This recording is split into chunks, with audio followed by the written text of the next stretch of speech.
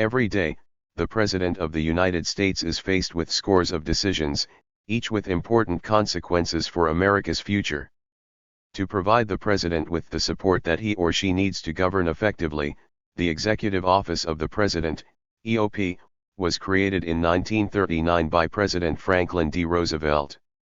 The EOP has responsibility for tasks ranging from communicating the President's message to the American people to promoting our trade interests abroad. The EOP, overseen by the White House Chief of Staff, has traditionally been home to many of the President's closest advisors. While Senate confirmation is required for some advisors, such as the Director of the Office of Management and Budget, most are appointed with full presidential discretion. The individual offices that these advisors oversee have grown in size and number since the EOP was created. Some were formed by Congress, others as the President has needed them. They are constantly shifting as each President identifies his or her needs and priorities. Perhaps the most visible parts of the EOP are the White House Communications Office and Press Secretary's Office. The Press Secretary provides daily briefings for the media on the President's activities and agenda. Less visible to most Americans is the National Security Council, which advises the President on foreign policy, intelligence, and national security. There are also a number of offices responsible for the practicalities of maintaining the White House and providing logistical support for the President. These include the White House Military Office, which is responsible for services ranging from Air Force One to the dining facilities, and the Office of Presidential Advance, which prepares sites remote from the White House for the President's arrival. Many senior advisors in the EOP work near the President in the West Wing of the White House.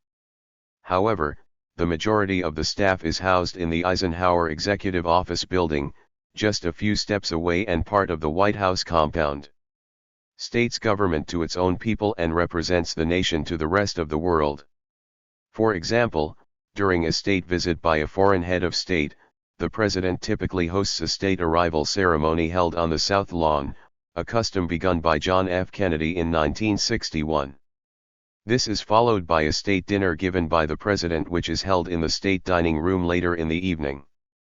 As a national leader, the President also fulfills many less formal ceremonial duties. For example, William Howard Taft started the tradition of throwing out the ceremonial first pitch in 1910 at Griffith Stadium, Washington, D.C., on the Washington Senators' opening day.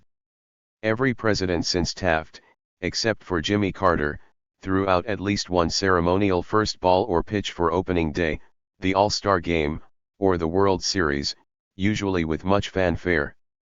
Every president since Theodore Roosevelt has served as honorary president of the Boy Scouts of America.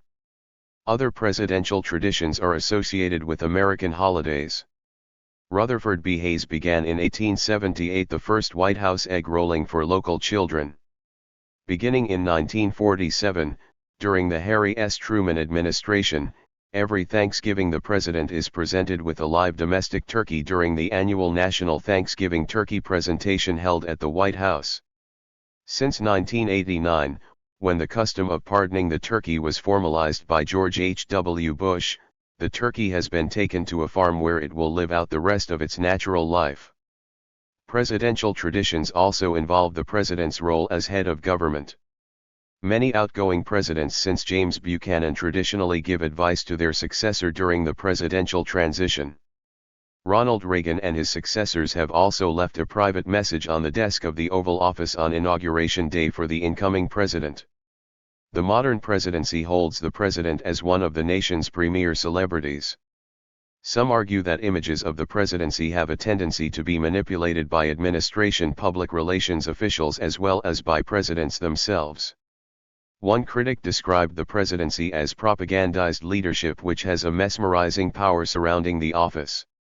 Administration public relations managers staged carefully crafted photo ops of smiling presidents with smiling crowds for television cameras. One critic wrote the image of John F. Kennedy was described as carefully framed in rich detail which drew on the power of myth regarding the incident of PT 109 and wrote that Kennedy understood how to use images to further his presidential ambitions. As a result, Some political commentators have opined that American voters have unrealistic expectations of presidents. Voters expect a president to drive the economy, vanquish enemies, lead the free world, comfort tornado victims, heal the national soul and protect borrowers from hidden credit card fees. The president is typically considered to be the head of their political party. Since the entire House of Representatives and at least one-third of the Senate is elected simultaneously with the president, candidates from a political party inevitably have their electoral success intertwined with the performance of the party's presidential candidate. The coattail effect, or lack thereof, will also often impact a party's candidates at state and local levels of government as well. However, there are often tensions between a president and others in the party, with presidents who lose significant support from their party's caucus in Congress generally viewed to be weaker and less effective. With the rise of the United States as a superpower in the 20th century, and the United States having the world's largest economy into the 21st century, the president is typically viewed as a global leader, and at times the world's most powerful political figure. The position of the United States as the leading member of NATO, and the country's strong relationships with other wealthy or democratic nations like those comprising the European Union, have led to the moniker that the president is the leader of the free world. Article 2, Section 1, Clause 5 of the Constitution sets 3 qualifications for holding the presidency. To serve as president, one must be a natural-born citizen of the United States, be at least 35 years old, be a resident in the United States for at least 14 years.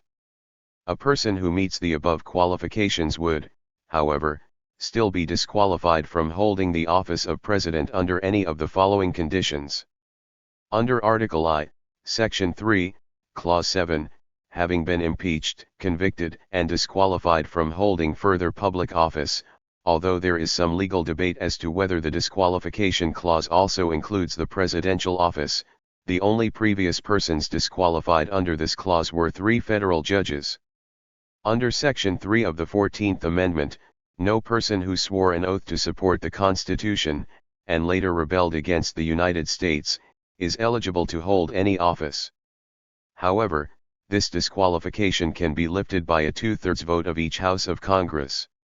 There is, again, some debate as to whether the clause as written allows disqualification from the presidential position, or whether it would first require litigation outside of Congress, although there is precedent for use of this amendment outside of the original intended purpose of excluding Confederates from public office after the Civil War. Under the 22nd Amendment, no person can be elected president more than twice. The amendment also specifies that if any eligible person serves as president or acting president for more than 2 years of a term for which some other eligible person was elected president, the former can only be elected president once.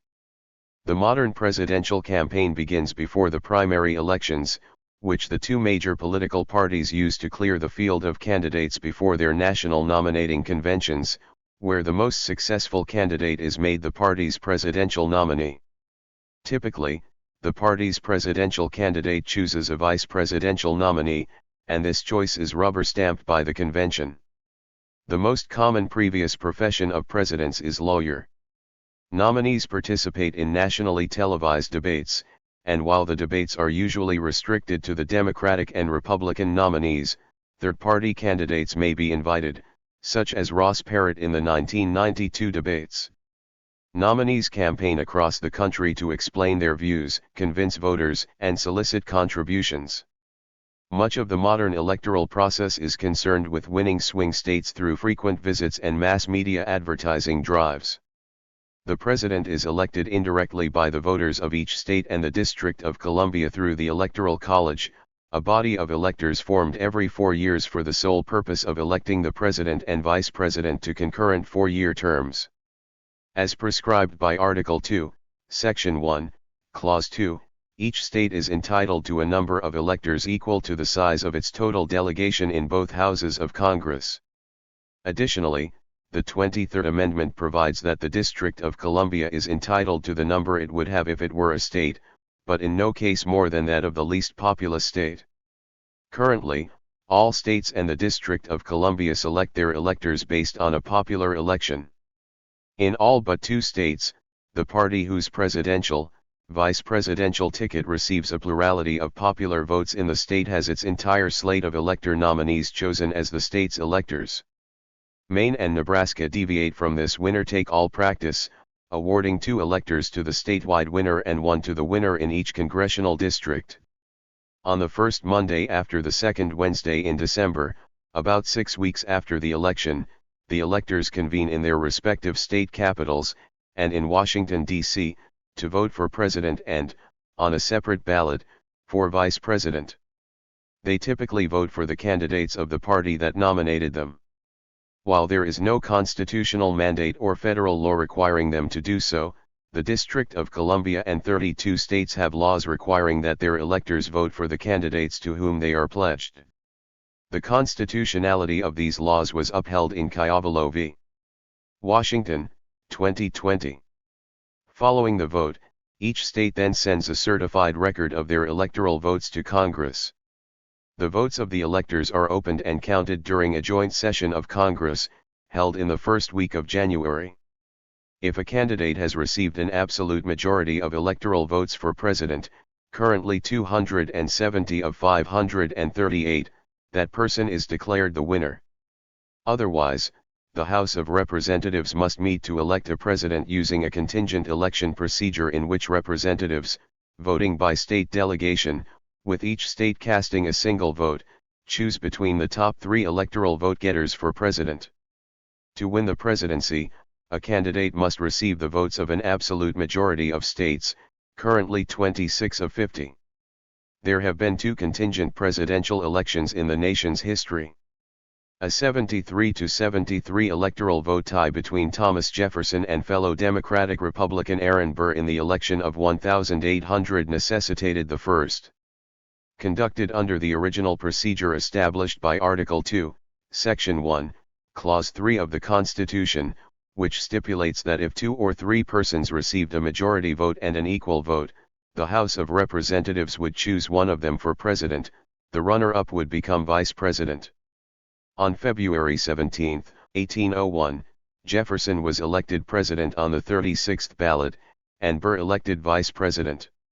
Afterward, the system was overhauled through the 12th Amendment in time to be used in the 1804 election. A quarter century later, the choice for president again devolved to the House when no candidate won an absolute majority of electoral votes, 131 of 261, in the election of 1824. Under the 12th Amendment, the House was required to choose a president from among the top 3 electoral vote recipients, Andrew Jackson, John Quincy Adams, and William H. Crawford. Held February 9, 1825, this second and most recent contingent election resulted in John Quincy Adams being elected president on the first ballot. Pursuant to the 20th Amendment, the 4-year term of office for both the president and the vice president begins at noon on January 20, in the year following the preceding presidential election. 144 The first presidential and vice presidential terms to begin on this date, known as Inauguration Day, were the second terms of President Franklin D. Roosevelt and Vice President John Nance Garner in 1937. Previously, Inauguration Day was on March 4. As a result of the date change, the first term, 1933-37, of both men had been shortened by 43 days. Before executing the powers of the office, a president is required to recite the presidential oath of office, found in Article 2, Section 1, Clause 8 of the Constitution. This is the only component in the inauguration ceremony mandated by the Constitution. I do solemnly swear, or affirm, that I will faithfully execute the office of President of the United States, and will to the best of my ability, preserve, protect, and defend the Constitution of the United States. Presidents have traditionally placed one hand upon a Bible while taking the oath, and have added "So help me God" to the end of the oath. Although the oath may be administered by any person authorized by law to administer oaths, presidents are traditionally sworn in by the Chief Justice of the United States. When the first president, George Washington, announced in his farewell address that he was not running for a third term, he established a 2 terms then out precedent. Precedent became tradition after Thomas Jefferson publicly embraced the principle a decade later during his second term, as did his 2 immediate successors, James Madison and James Monroe. In spite of the strong 2-term tradition, Ulysses S. Grant sought nomination at the 1880 Republican National Convention for a non-consecutive third term, but was unsuccessful. In 1940, after leading the nation through the Great Depression and focused on supporting U.S. allied nations at war with the Axis powers, Franklin Roosevelt was elected to a third term, breaking the long-standing precedent. 4 years later, with the U.S. engaged in World War II, he was re-elected again despite his declining physical health. He died 82 days into his 4th term on April 12, 1945. In response to the unprecedented length of Roosevelt's presidency, the 22nd Amendment was adopted in 1951. The amendment bars anyone from being elected president more than twice, or once if that person served more than 2 years, 24 months, of another president's 4-year term. Harry S. Truman, the president at the time it was submitted to the states by the Congress, was exempted from its limitations, and briefly sought a second full term to which he would have otherwise been ineligible for re-election, as he had been president for more than 2 years of Roosevelt's 4th term before he withdrew from the 1952 election. Since becoming operative in 1951, the amendment has been applicable to 6 twice-elected presidents: Dwight D. Eisenhower, Richard Nixon, Ronald Reagan, Bill Clinton, George W. Bush, and Barack Obama. Under Section 1 of the 25th Amendment, ratified in 1967, the Vice President becomes President upon the removal from office, death, or resignation of the President. Deaths have occurred a number of times, resignation has occurred only once, and removal from office has never occurred. Before the ratification of the 25th Amendment, which clarified the matter of succession, Article 2, Section 1, Clause 6, stated only that the Vice President assumes the powers and duties of the presidency in the event of a president's removal, death, resignation, or inability. Under this clause, there was ambiguity about whether the Vice President would actually become president in the event of a vacancy, or simply act as president, potentially resulting in a special election. Upon the death of President William Henry Harrison in 1841, Vice President John Tyler declared that he had succeeded to the office itself, refusing to accept any papers addressed to the acting president, and Congress ultimately accepted it.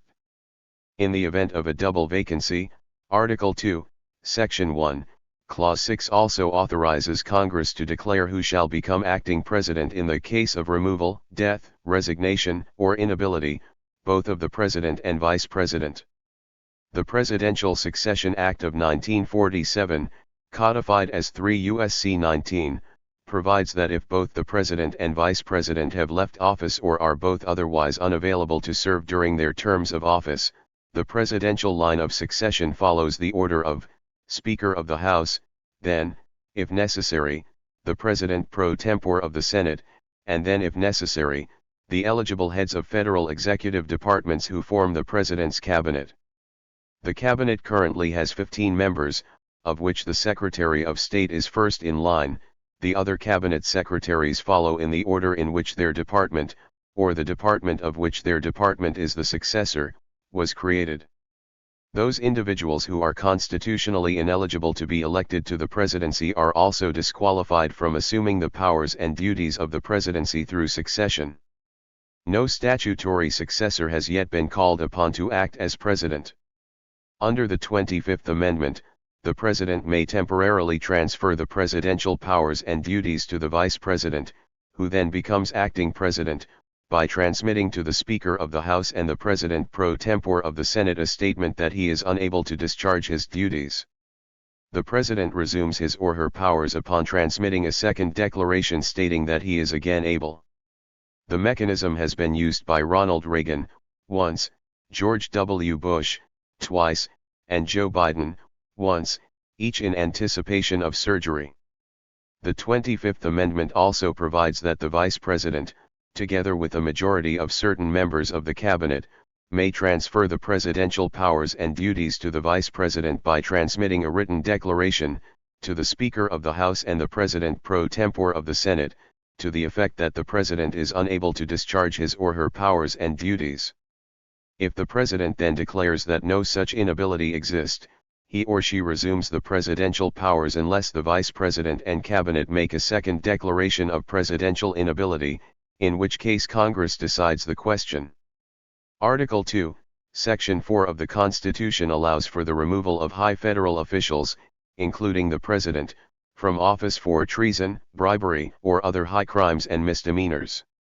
Article I, Section 2, Clause 5 authorizes the House of Representatives to serve as a grand jury with the power to impeach said officials by a majority vote. Article I, Section 3, Clause 6 authorizes the Senate to serve as a court with the power to remove impeached officials from office, by a two-thirds vote to convict. 3 presidents have been impeached by the House of Representatives: Andrew Johnson in 1868, Bill Clinton in 1998, and Donald Trump in 2019 and 2021, none have been convicted by the Senate. Additionally, the House Judiciary Committee conducted an impeachment inquiry against Richard Nixon in 1973-74 and reported 3 articles of impeachment to the House of Representatives for final action. However, he resigned from office before the House voted on them. Controversial measures have sometimes been taken short of removal to deal with perceived recklessness on the part of the President, or with a long-term disability. In some cases, staff have intentionally failed to deliver messages to or from the President, typically to avoid executing or promoting the President to write certain orders. This has ranged from Richard Nixon's Chief of Staff not transmitting orders to the Cabinet due to the President's heavy drinking, to staff removing memos from Donald Trump's desk. Decades before the 25th Amendment, in 1919, President Woodrow Wilson had a stroke that left him partly incapacitated.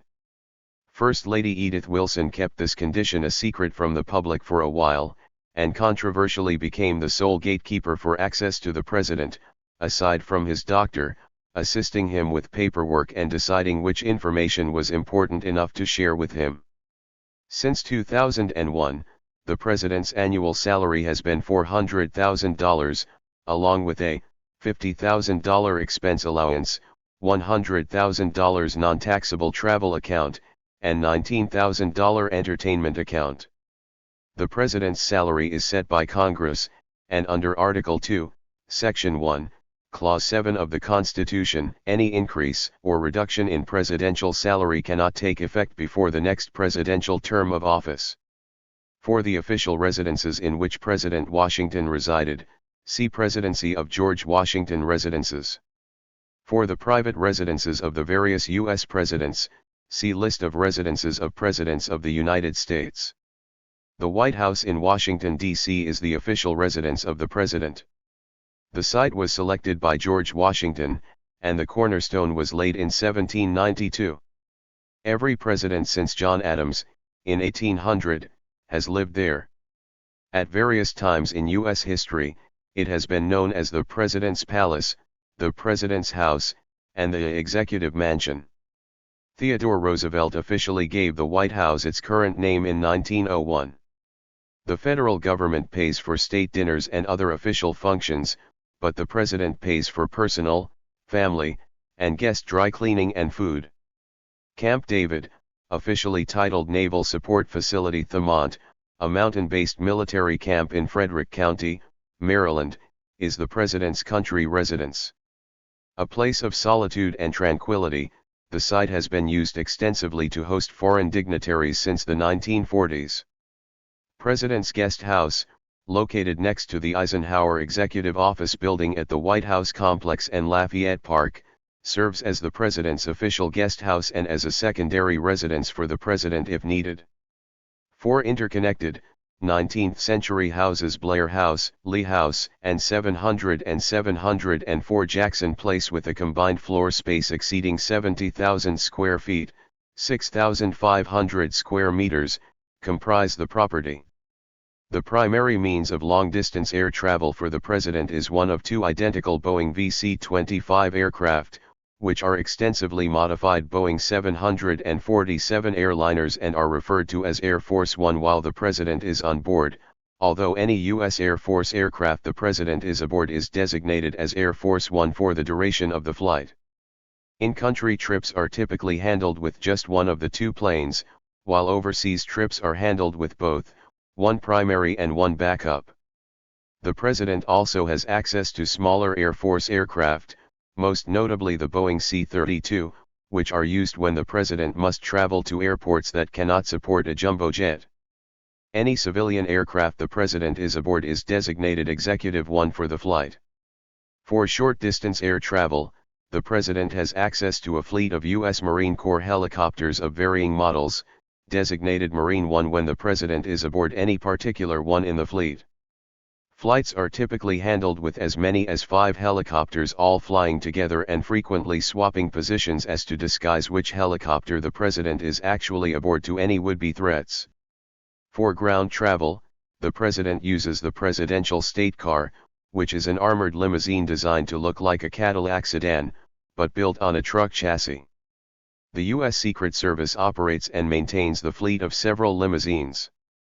The President also has access to 2 armored motor coaches, which are primarily used for touring trips. The U.S. Secret Service is charged with protecting the President and the First Family. As part of their protection, presidents, first ladies, their children, and other immediate family members, and other prominent persons and locations are assigned Secret Service code names. The use of such names was originally for security purposes and dates to a time when sensitive electronic communications were not routinely encrypted. Today, the names simply serve for purposes of brevity, clarity, and tradition. Some former presidents have had significant careers after leaving office. Prominent examples include William Howard Taft's tenure as Chief Justice of the United States and Herbert Hoover's work on government reorganization after World War II. Grover Cleveland, whose bid for re-election failed in 1888, was elected president again 4 years later in 1892. 2 former presidents served in Congress after leaving the White House. John Quincy Adams was elected to the House of Representatives, serving there for 17 years, and Andrew Johnson returned to the Senate in 1875, though he died soon after. Some ex-presidents were very active, especially in international affairs, most notably Theodore Roosevelt, Herbert Hoover, Richard Nixon, and Jimmy Carter. Presidents may use their predecessors as emissaries to deliver private messages to other nations or as official representatives of the United States to state funerals and other important foreign events. 182–183 Richard Nixon made multiple foreign trips to countries including China and Russia and was lauded as an elder statesman. Jimmy Carter has become a global human rights campaigner, international arbiter, and election monitor, as well as a recipient of the Nobel Peace Prize. Bill Clinton has also worked as an informal ambassador, most recently in the negotiations that led to the release of 2 American journalists, Laura Ling and Yoona Lee, from North Korea. During his presidency, George W. Bush called on former Presidents Bush and Clinton to assist with humanitarian efforts after the 2004 Indian Ocean earthquake and tsunami. President Obama followed suit by asking Presidents Clinton and Bush to lead efforts to aid Haiti after an earthquake devastated that country in 2010. Clinton was active politically since his presidential term ended, working with his wife Hillary on her 2008 and 2016 presidential bids and President Obama on his 2012 re-election campaign. Obama was also active politically since his presidential term ended, having worked with his former Vice President Joe Biden on his 2020 election campaign. Trump has continued to make appearances in the media and at conventions and rallies since leaving office. The Former President's Act, FPA, enacted in 1958, grants lifetime benefits to former presidents and their widows, including a monthly pension, medical care in military facilities, health insurance, and Secret Service protection. Also provided is funding for a certain number of staff and for office expenses. The Act has been amended several times to provide increases in presidential pensions and in the allowances for office staff. The FPA excludes any president who was removed from office by impeachment. According to a 2008 report by the Congressional Research Service, chief executives leaving office prior to 1958 often entered retirement pursuing various occupations and received no federal assistance. When industrialist Andrew Carnegie announced a plan in 1912 to offer $25,000 annual pensions to former presidents, many members of Congress deemed it inappropriate that such a pension would be provided by a private corporation executive. That same year, legislation was first introduced to create presidential pensions, but it was not enacted. In 1955, such legislation was considered by Congress because of former President Harry S. Truman's financial limitations in hiring an office staff. The pension has increased numerous times with congressional approval. Retired presidents receive a pension based on the salary of the current administration's cabinet secretaries, which was $199,700 per year in 2012. Former presidents who served in Congress may also collect congressional pensions. The Act also provides former presidents with travel funds and franking privileges. Prior to 1997, all former presidents, their spouses, and their children until age 16 were protected by the Secret Service until the president's death. In 1997, Congress passed legislation limiting Secret Service protection to no more than 10 years from the date a president leaves office. On January 10, 2013, President Obama signed legislation reinstating lifetime Secret Service protection for him, George W. Bush, and all subsequent presidents. A first spouse who remarries is no longer eligible for Secret Service protection. Every president since Herbert Hoover has created a repository known as a presidential library for preserving and making available his papers, records, and other documents and materials. Completed libraries are deeded to and maintained by the National Archives and Records Administration, NARA. The initial funding for building and equipping each library must come from private, non-federal sources. There are currently 13 presidential libraries in the NARA system. There are also presidential libraries maintained by state governments and private foundations and universities of higher education, including the Abraham Lincoln Presidential Library and Museum, which is run by the state of Illinois. The George W. Bush Presidential Library and Museum, which is run by Southern Methodist University, the George H. W. Bush Presidential Library and Museum, which is run by Texas A&M University, and the Lyndon Baines Johnson Presidential Library and Museum, which is run by the University of Texas at Austin. Several former presidents have overseen the building and opening of their own presidential libraries. Some even made arrangements for their own burial at the site. Several presidential libraries contain the graves of the president they document.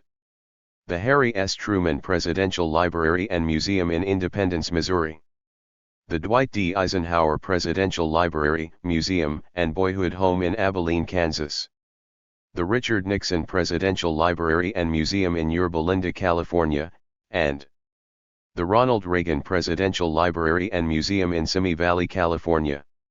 These grave sites are open to the general public. Thank you for watching this video.